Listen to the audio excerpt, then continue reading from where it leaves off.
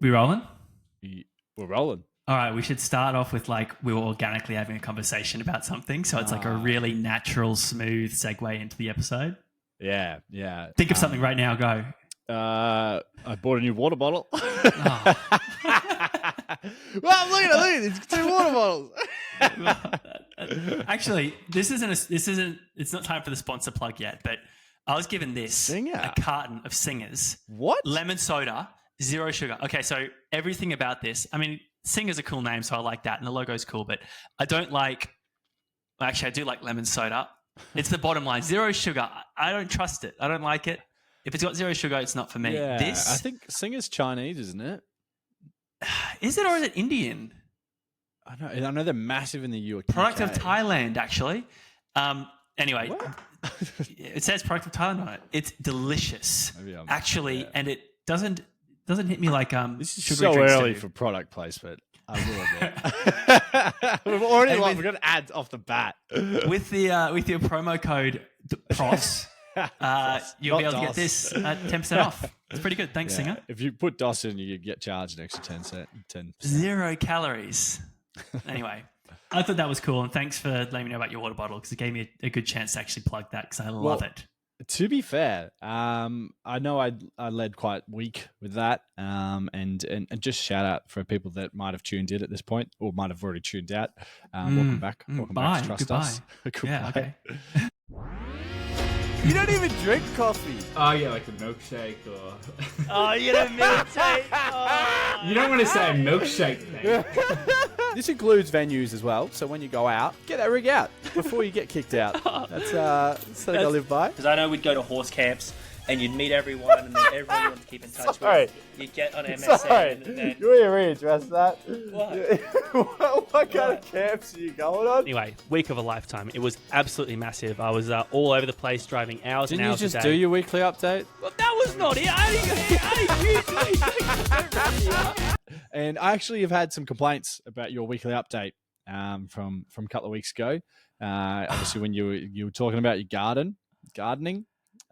Jed complained. No, I'm sorry. No, Surely. No, nah, you wouldn't have met this. Jed was mean. Jed was outright it was hard to read. He was hostile. He was nasty about it. Well, he wasn't the only one. Yes, There's been a few. What happened? Yeah, It was so cute.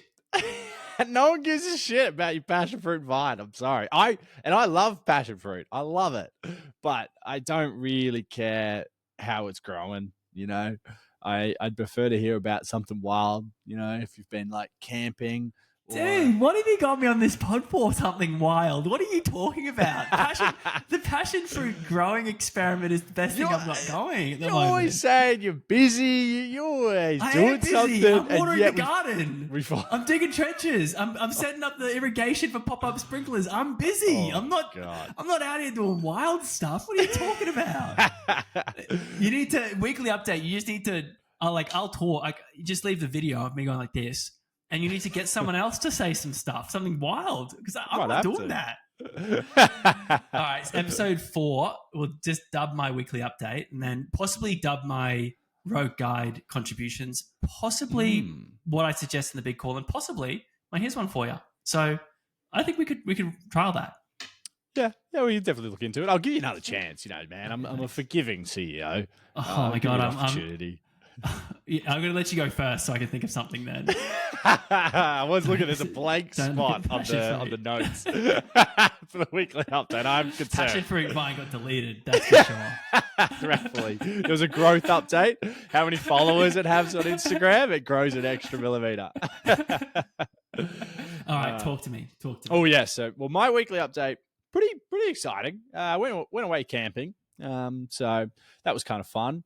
We went pretty rural, so there was no dunnies, no showers. It looked great, dude. It actually looked like a lot of fun. Yeah. Sometimes I think you don't have a good community or good friends around you because you live in the city. And then I see stuff like that, I'm like, oh, hang on, he's doing cool stuff. Yeah, I will admit that they're not my city friends. they're my good friends that actually do stuff and avoid the city. So yeah, it was pretty sick. We're on a little creek there. We could play beer pong in the creek. We had chairs set up in the creek. And then I will admit, spent a lot of time at the pub. which was a pretty good effort because it was 8 kilometers away. So you should have seen me cook on the. I did. On the Sunday night when we're like, oh, maybe we'll go to the pub, maybe we won't. I was like, all right, we're going to the pub. I'm going to call every single hire company that potentially might give us a lift into town. Man, it called like 5-6 people, different towns as well. Then they like sent me back to another town. How drunk were you? How with it were you? I was with it. Okay. Okay. Yeah. But I was also at the point where I'm like, when you just like don't really feel rejection, you're like, all right, I'll try again. Yeah. I see why salespeople tend to drink alcohol on the job. So yeah, reached that point, and I was like, they're like, we can get you in, but it's going to cost you $250 if we want to get you out as well. And I was like, nah, that's way too expensive. So we got in for like $70, and then we're like, all right, we'll just get really drunk, and then we'll just run home, and we'll forget about it, because when you run home drunk, you're not really thinking, you're not really with it. So no way, you can actually go a very long time, a very long way. I genuinely, there's a strategy to it. I'm sure of it. Yeah, definitely. And like I'm crippled, man. Like I have to stretch all the time before I run. I got hip problems. I got all this stuff going on, and just because we're drunk, it was like, nah, stuff it, let's go. And I didn't have any problems. No issues, everything. It's just in my head, man. I'm weak in the head. Possibly, but like the next day, did it catch up?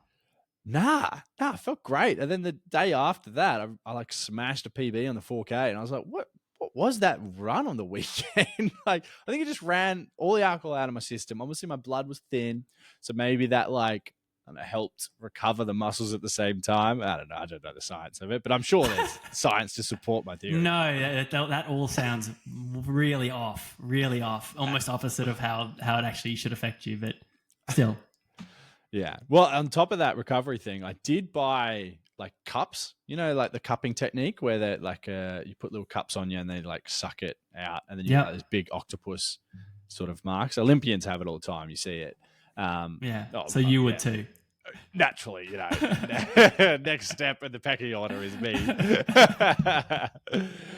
So yeah, I got a set of them, and gave it a go myself the other day, and just tried to see what I could do. And like, mate, trying to reach around, and like, so once you put them on, like your muscles are sort of like, if you move your muscles and try, and it naturally like stretches the skin. Oh my God, it's painful. So like I put them on, and then I couldn't move. I was like, I can't do anything. Like, I couldn't even reach the TV remote. And I was like, no. Your roommate comes home and you're like on the floor in the most unexplainable position. Like, you've got to help me.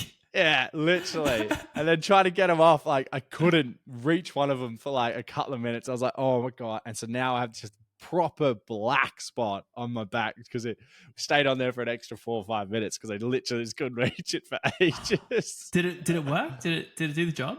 Oh yeah, I love them. To be honest, I do believe pretty soul-heartedly in the cupping approach. Yeah, certainly helps me get on the park. Nice, good on you, mate. Well, thank you for drawing that one out as long as humanly possible, because I thought of something. I thought of like 6 things, and I was like, no, that's pretty much in the same ballpark. Trivia gets pretty hostile out here, I've got to say. We do love trivia. Have we done a road guide to trivia? Yeah, we have. Yeah, I'm sure we have. Yeah. Anyway, we take it pretty serious in my little group. We're branded. We've got a sponsor. We're the R&I Bright Sparks. So the local electricians sponsor us. They're also our friends that are on the team. But still, we come in there pretty official against all these other people like the Bogan Mob and stuff like that. No, we're sponsored. Like they don't know that that's their name. But we've got a professional brand sponsor, so we do have a bit of expectation about us. Fuck, there's some cheaters in trivia, mate. There are some dead set cheaters. Are you looking around during your trivia? Because we've seen people on phones. Basically, the past few weeks at our trivia, people have gotten 2 questions wrong out of 60 repeatedly. That's hot. Like that's really incredible. Our top score, I think we might have got 52 or 54. Some of the questions are kind of easy, I'll be honest. But still, 58. Anyway, there's cameras in the section that we're in, and the establishment actually came over and was like, we're watching the cameras, and we're not so sure about this team over to your right. And we're always sort of sitting in the same spot. Yeah. So I want to, put a cliffhanger here because I think there may be a pretty salacious Okay. story coming out of Longreach. I like it. I like it. In the highly competitive trivia competition. So that's as wild as it got for me. It's just us sitting at a table going, "Oh, I bet they're on their phones." Oh, I bet they're on their phones. Admittedly, we do bring like a group of 8 or 10 to a trivia that has like teams of 6. Ick. Trivia ick. Yeah. Well, if It's not our fault we're so popular, dude. you should split. There should be 2 teams. I think. No, but I want to hang out with my friends more than I want to play trivia. They can kick us out before we'll do that. So, Well, it sounds like there's going to be a free table potentially right next to yours. So I'm just saying, make a couple more friends and then you have 2 teams. yeah, we'll expand. We'll expand for sure. Yes. Well, I guess that's sort of the issue when you rock up to trivia. It's one of the things that, I've got a biggest phobia of is touching my phone when I'm at trivia because I'm like, they're going to think I'm cheating. Yeah. Yeah. Under no circumstances, like emergency call coming in. Literally. Like, I can't do it. Nah, not tonight. Just give me another 15 minutes to the next interval. Well, thankfully, today we've got the road guide to phobias, so we can educate you on how to, get through that that phobia and that fear. So yeah, I've certainly got a few more than just that one in my back pocket. You're scared of more things than just touching your phone at trivia? Yeah, you are exciting, dude. You're mysterious. It's what the people want, man. No, but it's true.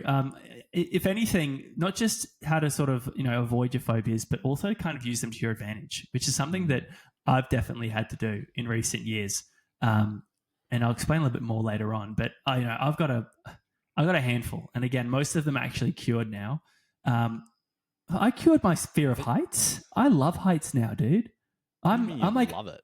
I'm addicted to it. I think the fear is fun. I did abseiling one time recently, and everyone was sort of like scared going off the edge and sort of panicking and stuff.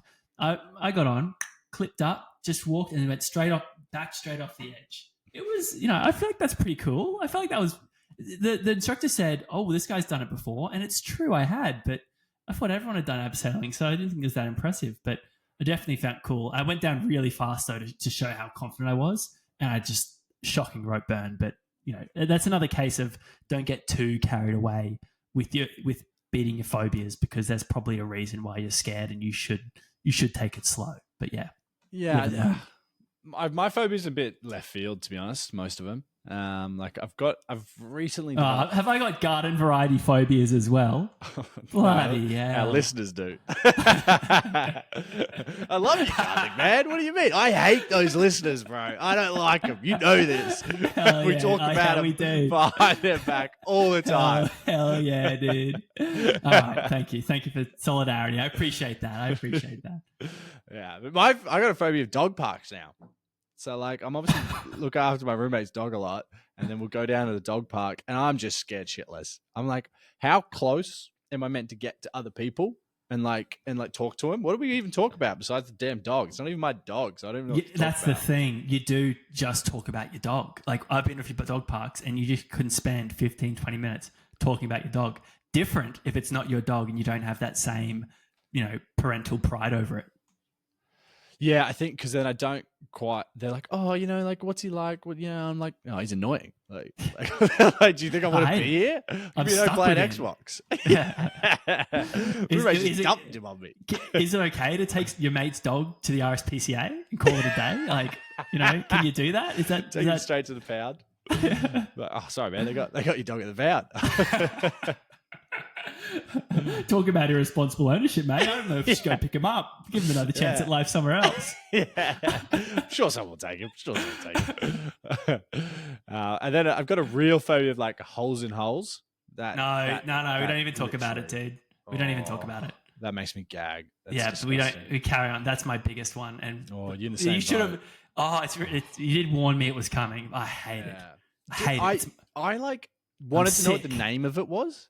So I Googled it, and of course the first thing that freaking comes up is just photos and photos. Oh, bro. Dude, Google does you so dirty.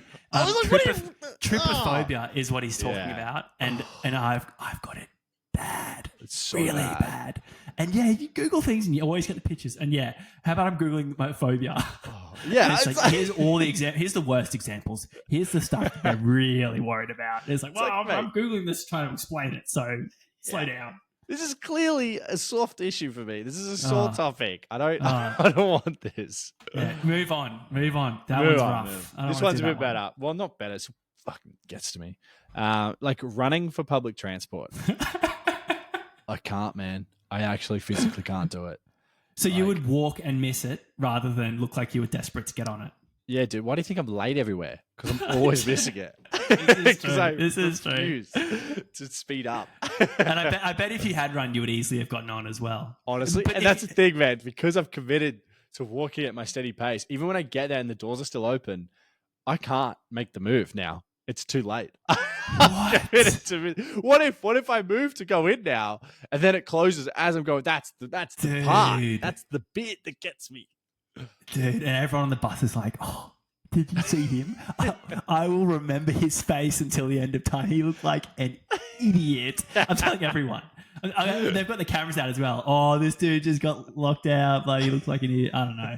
That's raw and that's unique. I feel like that's pretty. Is that, if you're listening and you've got a fear of public transport as well, I'm curious, is that a unique thing to DOS? Because I've never heard of that before. Yeah, I haven't met anyone that's on the same boat. I had a weird experience in like Malaysia where like the network was just so confusing. And we were like, there was like these, so I was with a mate and then there was these 3 Swedish chicks that were waiting on the same side as us.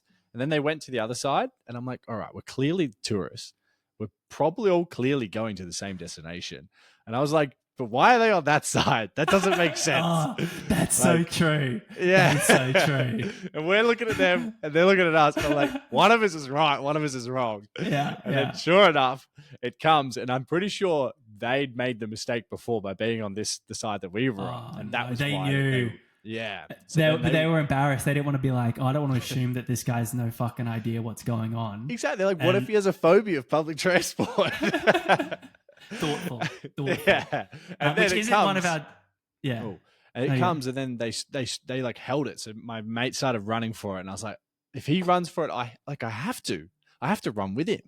So I ran, eventually started running with him, and then we get to the other side, and I'm scared. I'm like, it's gonna go, it's gonna close, it's gonna go. And then we look, and then there's the Swedish people holding the door open for us, and I was like, thank you. I feel so much better now.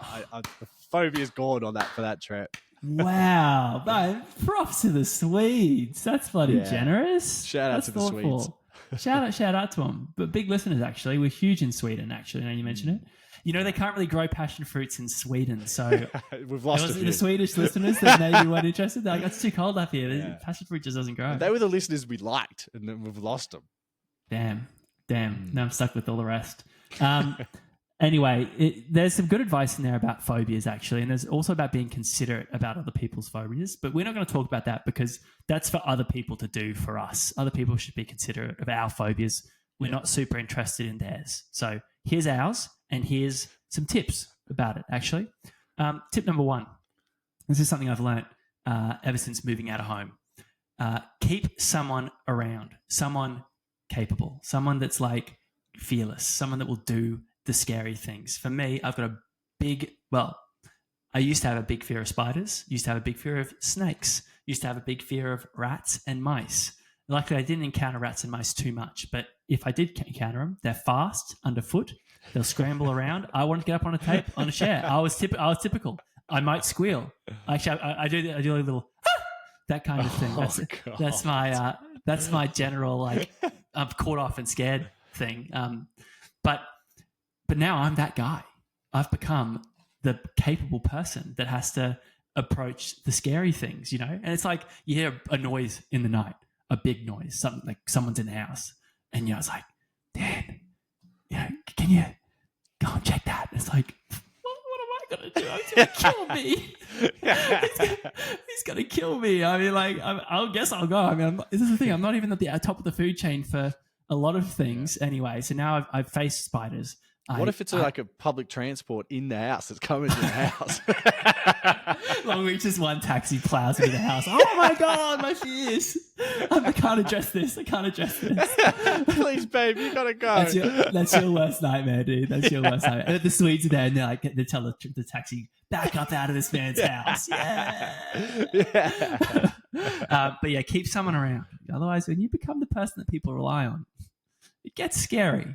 It gets real scary. I think there's a fine line with keeping them around, though, and which is for step 2. I've got don't tell anyone it's a phobia, because obviously as a kid, I told my brothers that at the time I was afraid of heights. I was scared. How did they use that against you, though? Oh. So like obviously we'd be cleaning the gutters or something of like the shed. And then there's a ladder up, and then big brother's down first. And he knows I've got a fear of heights, so he takes the ladder away. And he's like, you need to jump. You just need to jump. You've got to jump. I was like, it's what? 2 stories, but you need to jump. You won't die. You'll be fine. You'll get there's there. a pile of leaves down here. Just side shoulder into it. And he just walks inside. Like, he's gone. He's not even there to watch. He's not even getting satisfaction out of this. Like, his life is going on. He's moved on. He's past it now. He's having a great day. And then, admittedly, I did eventually jump, and that didn't quite get me over the fear of heights at that stage. But lesson learned: don't go telling people that you're afraid of something. Right. That's a good one. Step number 3, though, if you have to start telling people, or you feel like you need to start warning people about your phobias, or you need to start facing them, you need to start tricking yourself, gaslight yourself into loving your phobias. It can be done. I've done it.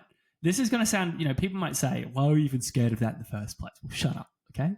People are scared of ridiculous things. Some public people are scared of transport public is transport. fucking scary. Okay, exactly. Let me be afraid of this. Green tree frogs. I used to hate the little buggers. And, we would live in Queensland, or in regional Queensland, and then my family lived in rural, like my grandma and granddad, rural Queensland, where the toilet is basically, it's the secondary use of the toilet. Toilet is frog habitat, and then toilet. Like, that's the priorities.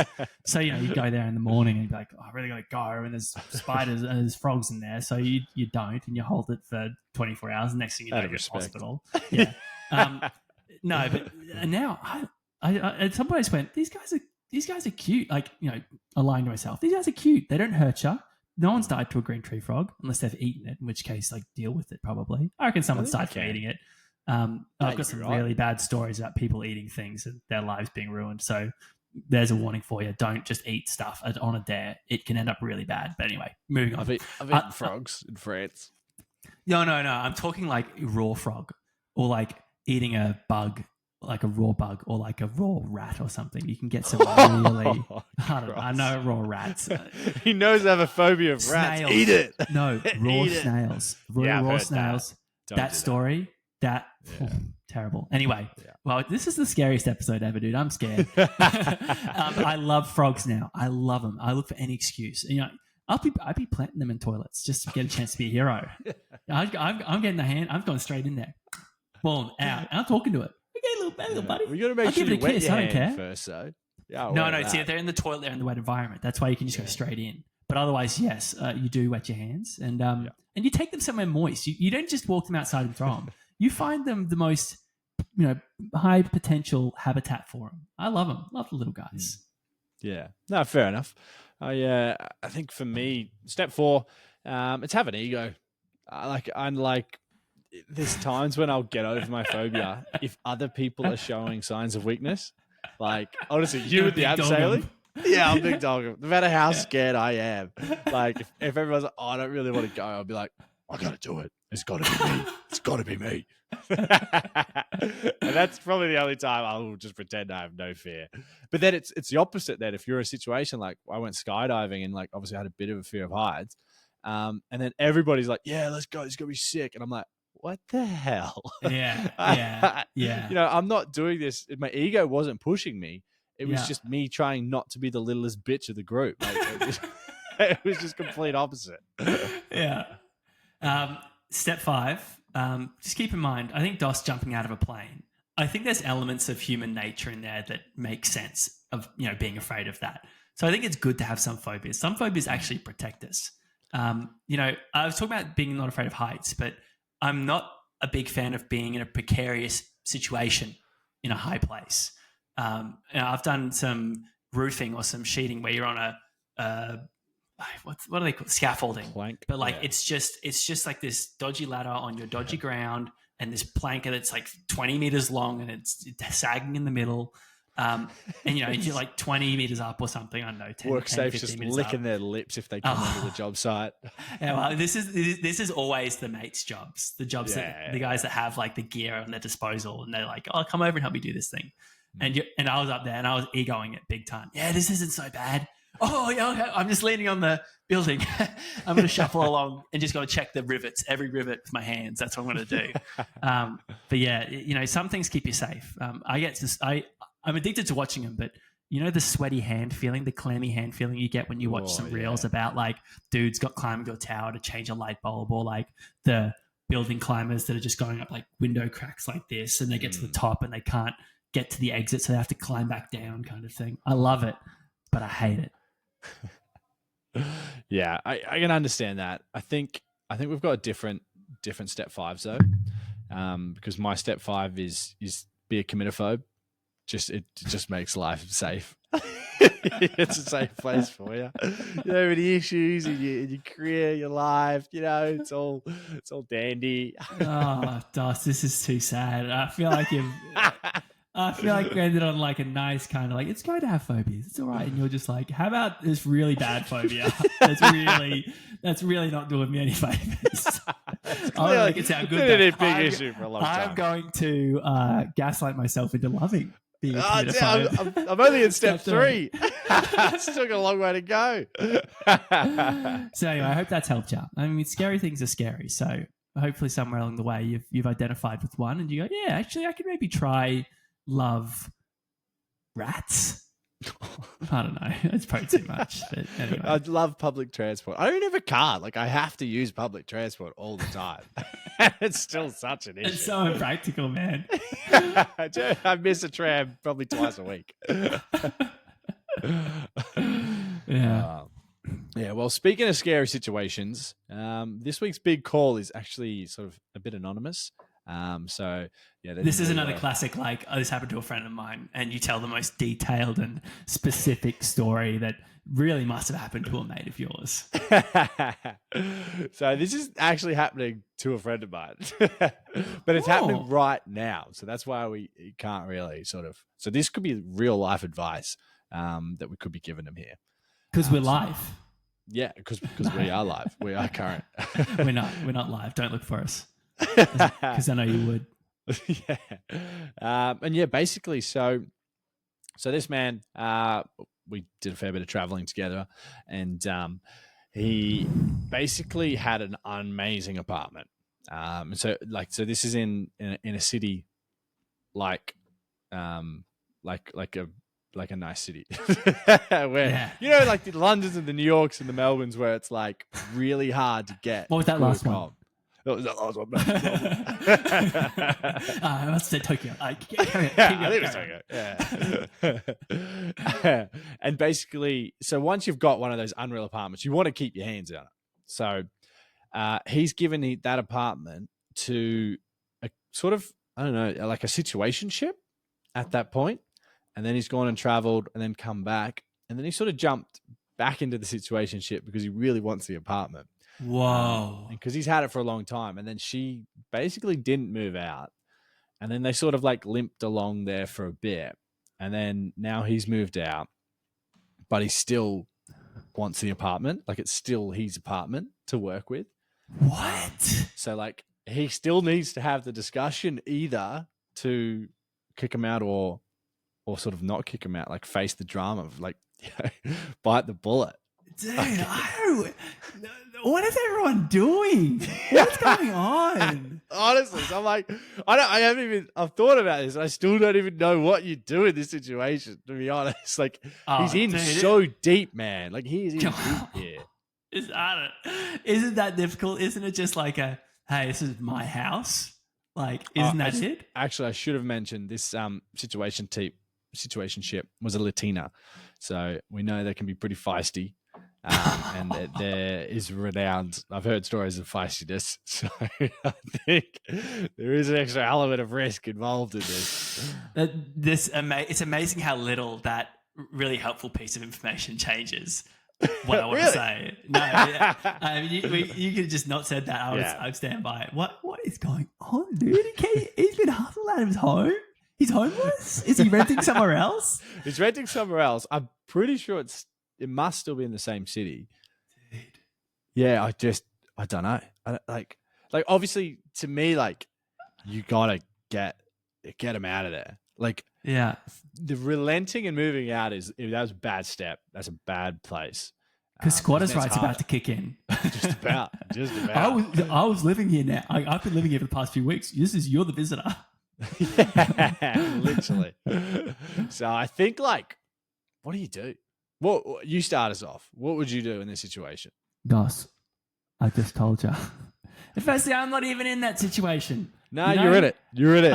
What are you doing? Yeah, if I'm in that situation, break up.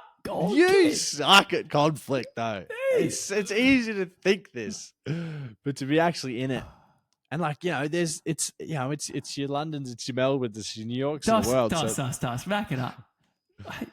I suck at conflict. That's a ridiculous statement. I don't even get into conflict. You haven't had to practice. I avoid this. I know, it's true. And when I get into conflict, I'm like, it's exhausting straight away. I'm like, I might be in a conflict situation. I'd be like, I'm about to lose just purely from being like, this is really tuckering me out. This is a new situation for me. I'll try again tomorrow. Let's not get that confused, mate. All right, let's not get that confused. I'm good at conflict. I just don't get into it. Yeah, I think that's a skill in itself. To be fair, I don't know. Do you start dating someone else and then be like, hey, I'm going to go back in? Dude. You are a content machine, dude. The fact that I don't even consider that. What do you mean? Like, it is reality show levels of like induced drama. Well, like, isn't that a healthy way? Because I'm assuming the current situation is that they're not in a situationship. Like, I don't know. Like, so obviously his name is on the lease. Hers isn't. So it's like, I'm now dating someone. I want to come back in. I think you should move out. I feel like this is such a tough one because, like, it's such an obvious answer. But like, what decisions have we made along the way here? They have made this a hard situation. So maybe you do need to go down your road of just absolutely, it's got to be some damage. Situation. I think that's the only way that this is ending. If it's a hard end, I think it can't be a soft end. This has got to hurt. Dos, actually, it's funny you should mention that. I have a solution for this situation, actually, and it's something I think about from time to time. Maybe he should just go to Mars, or she should just go to Mars. I've been assuming it's a he, but it could be a she. Because they often talk about the one-way trips to Mars. Yeah. I'd love to go on one of those. I really would. I think about it all the time. You'd be a pioneer, a true adventurer. You wouldn't come back, and you'd hope that they send you with everything you need to like survive for a little while. But there you go. Forget Melbourne apartment. Forget this weird situation that you're getting into to possibly get someone out of your own place. I know it's not you because I don't even. I'm pretty sure you are homeless. Actually, maybe it sounds out, but it is you. I'm the situationship. And this apartment, the location is great. This is ideal. I ain't moving.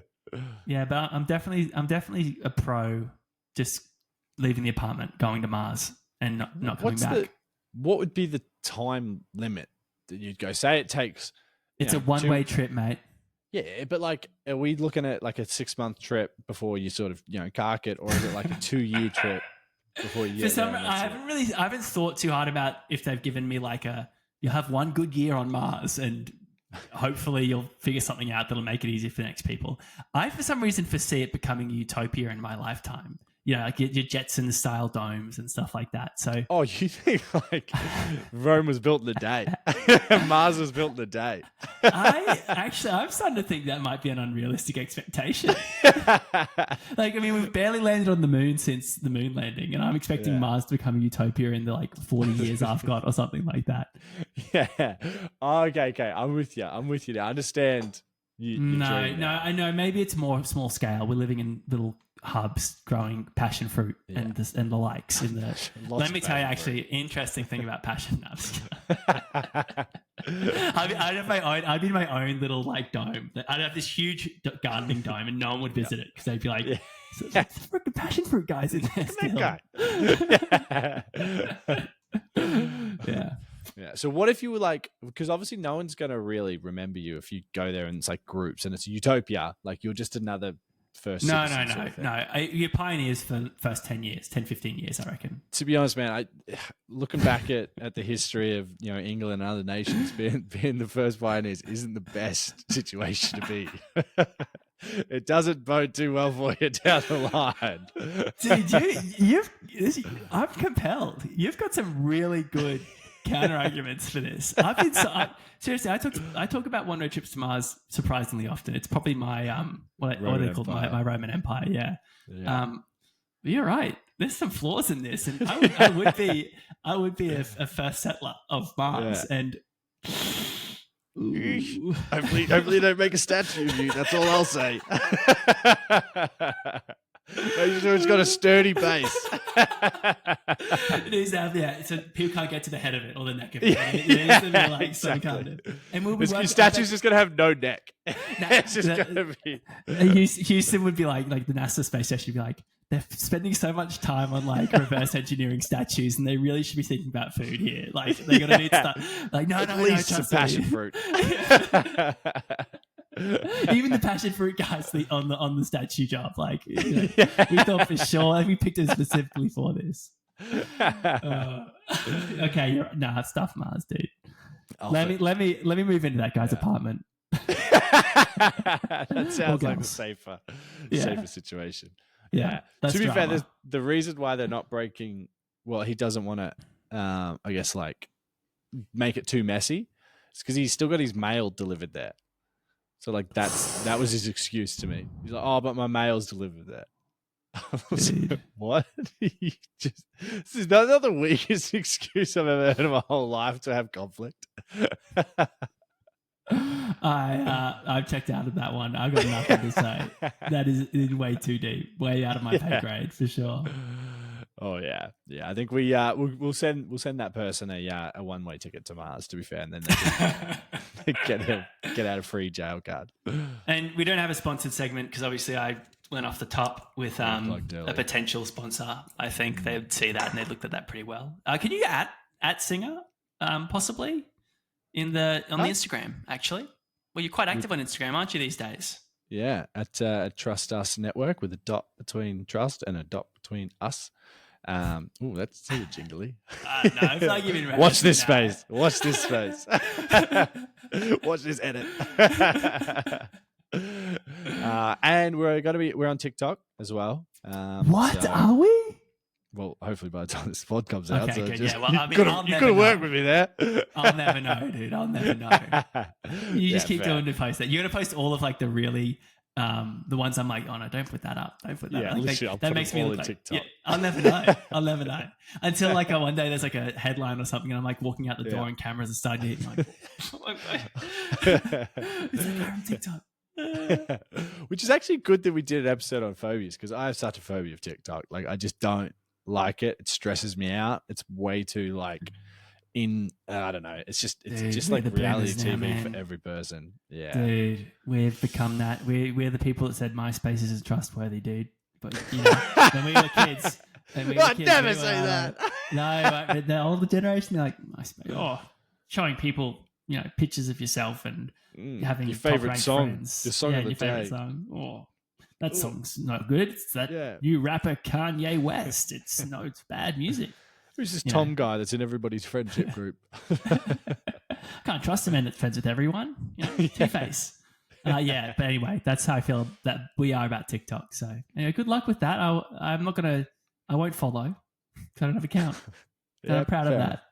Yeah, well, thankfully, our lovely listeners, my favorite people, will follow along. TikTokers, real Yeah. TikTok crowd, isn't it? And by that, I mean the Swedes. Please follow me back. We love you guys. Step 6, should we get Swedish friends? Yeah. They'll look out for you. Yeah, they got you back. You want to do it? Or do I do it? Have you got something to do? I thought you were going to close it. I was going to sit here quietly. I hate that this season the roles are reversed, where I'm sort of opening us up and closing us off, and the closing is so stressful still. I need an edit. Okay. Soothing sounds as you now finish off the last episode of this week's Trust Us segments, and you slowly build up the anticipation of next week's Rogue Guide and 101 First Dates. Good night.